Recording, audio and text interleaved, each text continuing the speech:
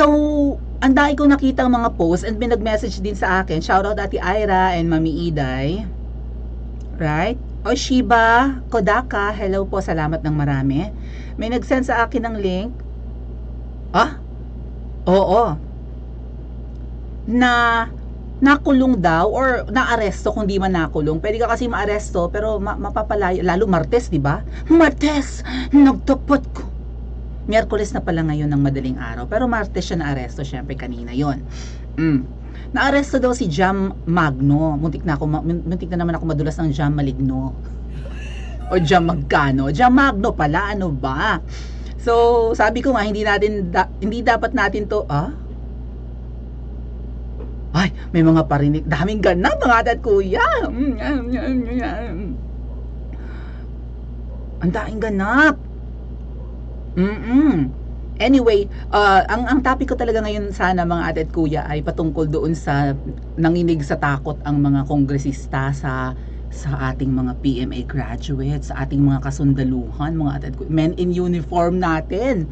Nanginig sa takot, kaya yun, pinalaya na si Doc Lorraine Badoy at saka si Ka Eric. Sige, pag-usapan natin yan mamaya. Yan kasi ni-ready ko. Kaya lang medyo nagising naman talaga ang diwa ko din sa nangyari kay Jam Magno na aresto mga atit kuya. Kita naman po sa mugshot, di ba? So, medyo skeptical pa nga ako. Talaga ba? Kasi sinilip ko yung kay Jam Magno. What the heck? Nagbabagal tayo Ginook ko, wag kang ganyan. Oy. Anyway. Oo. Okay ba? Mukhang nagbabagal kasi Okay. Medyo skeptical ako. Totoo kaya nangyari na nakulong si Jam Magno? Bakit? Or naaresto? Bakit? Anyari? Anong natabo? Naunsa man ni? Naunsang nahitabo kay Jam Magno ay pambato yan siya ni Tamba. 'Di ba? Laban sa mga vloggers kasi ang dami ngayong vloggers. Ang daing vloggers na natatauhan na and nagko-quit na sa unit team. 'Di ba? Ay ang unit team ngayon, unit team ng makakaliwa at ng administrasyong kuting. O si Jam Magno, she sticks to the unit team na itchapwera na si VP Sara, 'di ba?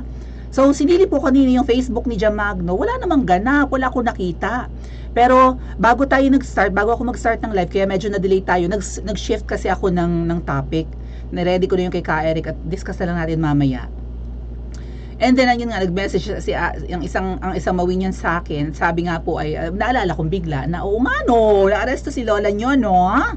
Ano nangyari? Malamang nakapagpiyansa na yan. Saan kaya siya kumuha ng pampiyansa? Sabi ko nga, hindi naman ito pababayaan ni Tamba. Di ba? One call away lang yan, one message away. Ang saklolo, Diyos ko po, chicken feed, magkano lang naman siguro ang bail or piyansa para makalaya at hindi makahimas ng rehas si Jam Magno. Pero na-intriga ko mga ate at kuya, anong dahilan? Bakit siya na-aresto? Sige. I-open ko nga yung, hold on a minute mga ate at kuya, sana hindi tayo magbagal. Open ko lang yung fishbook ni Jam Magno. Kasi siguro may mga recent post na siya ngayon. Okay, sige, sabay-sabay nating i-open ang kanyang fishbook. Jam Magno pala. Jam Magno tuloy. Ayan, i-open natin. Unsa man ni siya, So, ayan, makikita nyo mga articles about sa kanya. Punta natin yan mamaya. Ang daing ganap-ganap. Diyos ko. Gusto ko makita yung, ayan, yan nga. Wala. Ay, hindi Jam Magno ang pangalan niya, ang complete name niya. Jessica Ann Magno. Baka naman binlock na ako ni Jam Magno, Dali. Ayusin natin.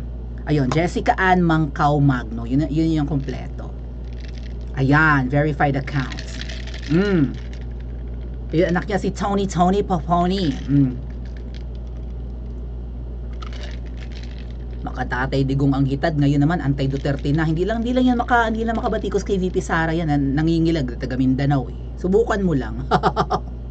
Subukan mo lang bumatikos kay VP Sara sa sobrang kasipsipan mo kay Tamba,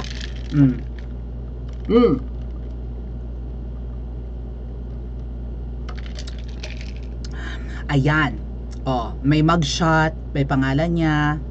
Psychological violence Oo nga pala, ang VAUSI or ang Violence Against Women and Children ay hindi kailangan pisikal. Hindi kailangan nanakit ka, right? Ng babae or ng anak nila, ng iyong kapwa. Ganun yun kasi lalo minod de edad. Hindi kailangan na physical violence. Pero yung mga verbal violence, ganyan, psychological torture, ganyan, 'di ba? Verbal abuse, pwede talagang VAUSI ang kahantungan ng kaso mo. So, okay. Ayan nga balita ng RMN. Mahirap intindihin. Subay sa impormasyon gikan sa Butuan City Police Office pinaagi ni Tagalogin ko kaya ito. Sa pamamagitan ni Colonel Marco Achinoy at sa Butuan City Police Kinimbular, personal na sumurrender si Jam Magno. At nakangiti pa nga, bakit nga naman? Personal na sumurrender sa Station 4 si Jessica Anja Magno, 35 years old.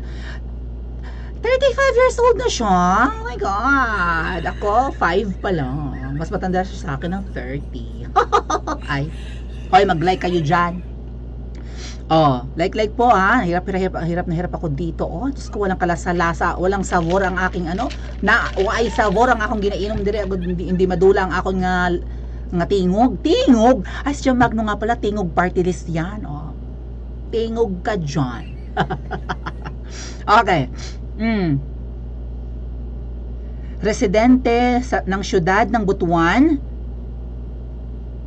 human kini, hindi ko alam ang Tagalog, human kini nalutsan og warrant of arrest dahil sa kasong paglapastangan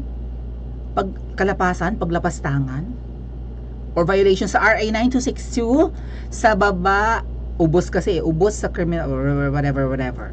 Sumala pa human sa iyang pag-surrender dali sab kini, hindi ko na magets ang iba pang mga Bisaya, mga pasensya na.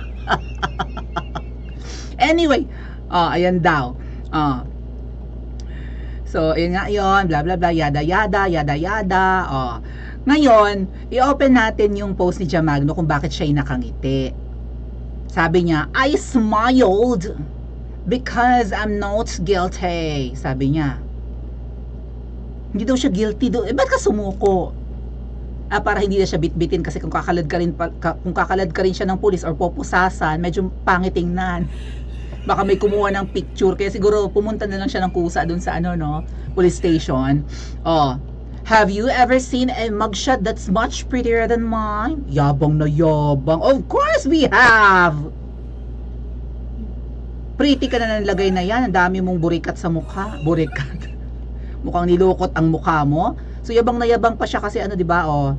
Tawag dyan, walk up like this, walang makeup, naka-smile. Siguro kung sa Pilipinas, ikaw may pinakamagandang mugshots, Jam Magno. Or picture na ganito sa police na may hawak-hawak na ganyan. Syempre mas maganda ka kay Franz Castro, di ba? May mugshot din si Franz Castro Pero sa Anemika, alam niyo naman, at saka sa ibang lahi Jam Magno, mahiya ka naman. Kung di mo pa nga iparitoke yung ilong mo talaga namang parang parang palapa ng nyog, di ba? Nilait. Pero syempre sa Anemika, proud yung iba na mga, di ba, yung mga nakukulong, even Paris, mas maganda ka kay Paris Hilton, ha? Billionaire pa yon.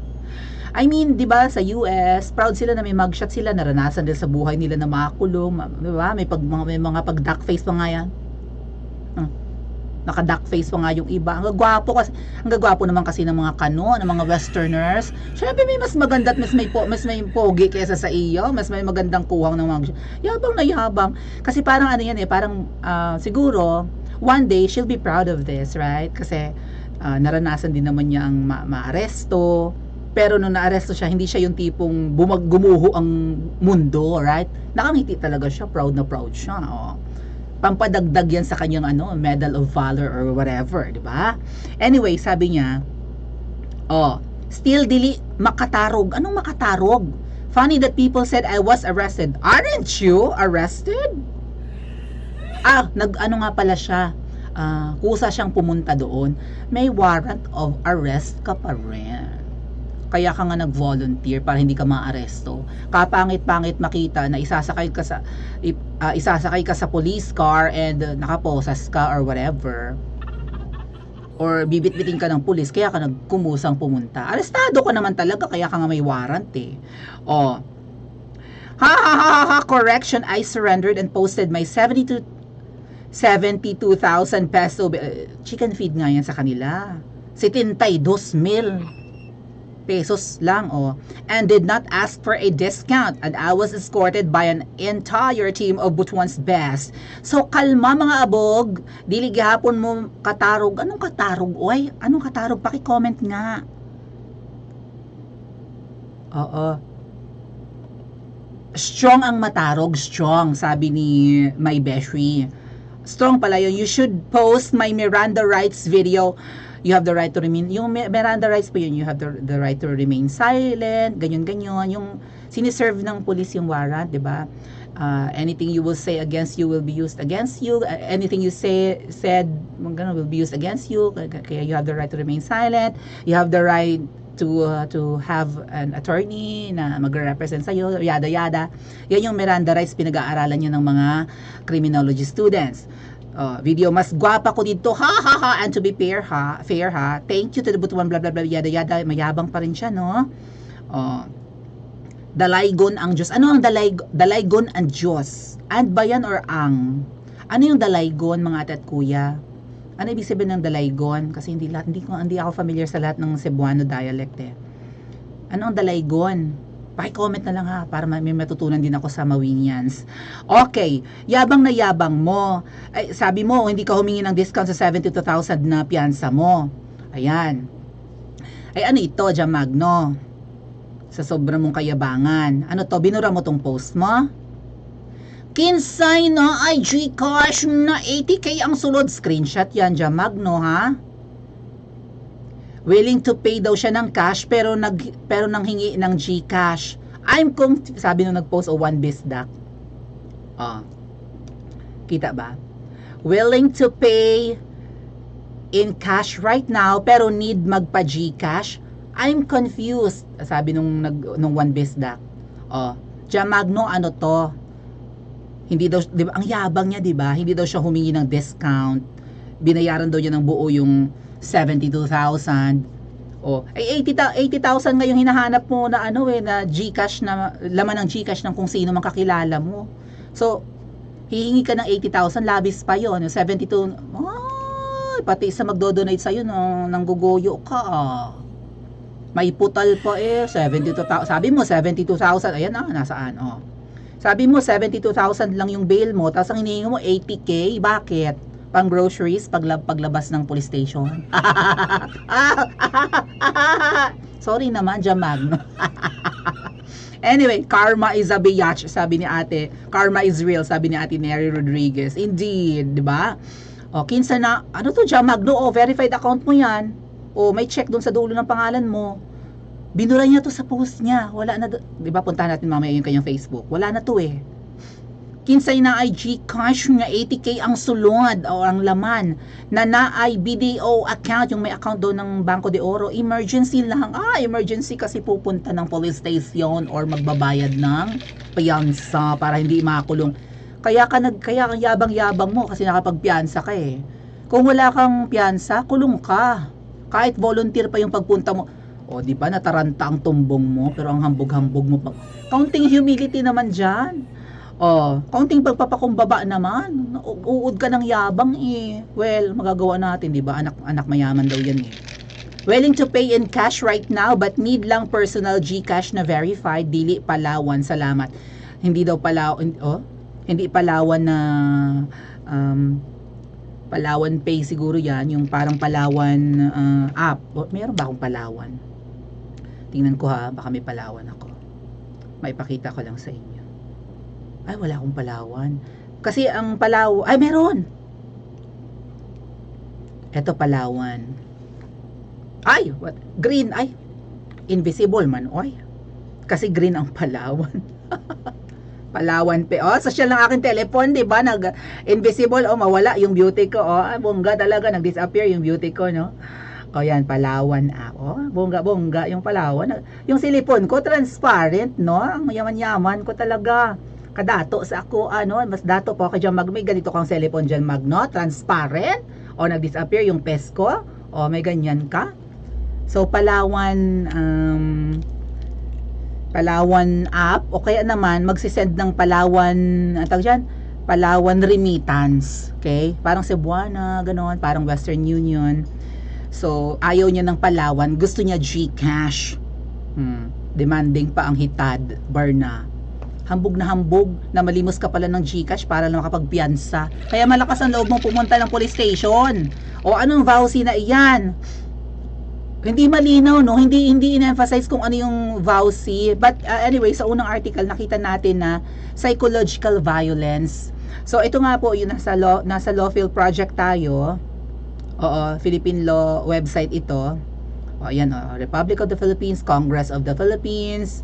So ang Republic Act 9262 is batas na nagde-define ng violence against women and their children. O, ang haba. O, ayan. Kapag ka nasaktan mo ang isang babae o kahit yung anak, kahit bata, right? Pwede kang kasuhan ng violation of violence against women and children.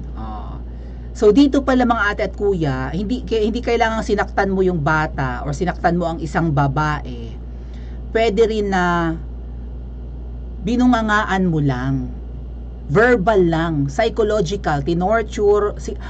Ano kaya ang totoo diyan, Magno? Umamin ka nga. Sino ang sabi mo not guilty ka? Ay bakit meron kang warrant of arrest? You know what mga ate at kuya? Ito sabi 'di ba psychological? Saan ba dito 'yon? Dito ba 'yon? Psychological, right? Psychological violence. Hindi ko makita na. Sana. Ay, yung piyansa niya. Okay. Anyway. Ito sa picture niya, sa mugshot niya. Yan. Psychological violence. You know what? Kung titimbang-timbangin ko yung nangyari or maybe magse-speculate ako or magbibigay ako ng aking hypothesis, feeling ko ang binalahura ni Jam ay kasambahay niya. Someone na malapit sa kanya kung hindi man kamag-anak. Pwedeng kasambahay, pwedeng empleyado. Na grabe niya bungangaan, grabe niya imaltrato. Pangita naman may ugali. Dito pa nga lang, hambog na hambog eh. Nag-ano daw siya, nagpiyansa siya ng 72 na hindi man lang hindi humingi ng discount. Hindi ka nga humingi ng discount kasi nakapanghingi ka na ng 80k sa GCash at BDO. Hambogera. You think kung walang nagbigay sa iyo ng 80k, sino kaya ang nagbigay sa kanya ng amount na yon? Baka tulog pa si Tamba eh, 'di ba? Malay natin lumapit kay Tamba nga lang at humihilik pa ang poet. Or maybe sa asawa ni Tamba, pareho pang humihilik ang poet, hindi agad nakapagbigay ng kailangang kasi aarestuhin na eh. Di, gusto niya magkusa kaagad para hindi siya makita ng kapitbahay na binitbit ng pulis or may dumating na patrol ka. Sipin niyo kung dumating sa bahay niya, chismis yang magaling. Kaya nag-volunteer siya ng punta at yabang na yabang nakangiti pa. Yan ang ngiti ng tagumpay na kasi nakapanghingi ka ng 80k. Feeling ko mga ate at kuya, kasambahay niya kung alin man empleyado niya ang kanyang minaltrato. Psychological violence, hindi niya sinaktan, hindi physical. Malamang binungangaan niya, sinigawan niya, pinahiya niya, minura niya. Dinuro-duro, 'di ba? Ganun 'yun eh. So, na-torture yung utak ng babae or maybe ng bata, nireklamo. Ano sinasabi mong hindi ka guilty? Magkaka-warrant of arrest ka kung hindi ka guilty? Chismis lang? Kung tama po ba ang palagay ko mga ate at kuya na baka kasambahay niya or empleyado niya ang kanyang, 'di ba? Minura-mura or what? Hindi kailangan physical, hindi mo kailangan nabatukan, nasampal natadyakan. Minura mo. And nagsumbong. Baka hindi na matiis ang ugali, baka araw-araw minumura. Maldita eh. Sakit pa naman sa tenga boses nito. Ano sa tingin nyo? Sino ang kanyang binungangaan? Sino ang kanyang minaltrato? Sino ang kanyang inapi? Paki-comment po sa comment section at mag-like and subscribe din po kayo. And hindi ba talaga siya guilty? Nagtatanong lang tayo.